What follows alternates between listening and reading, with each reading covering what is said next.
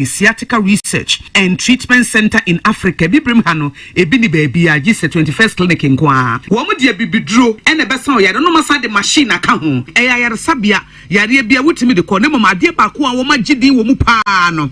Eye sciatica ena stroke nso de kwa diabetes ne hypertension ni ade ni ade. Ghana ha baby a wo mu ho. 0540-311-311 0540-311-311. Next 21st clinic. What we sciatica expert. Auntie, mami fufoto inte Ghana.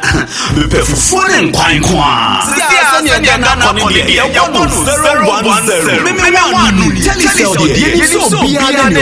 Enu ni ya for me bando. Ya data ne call packages for ya me for me bundles. Send you with star 530 hash. Not me for me bundles. Tell yourself.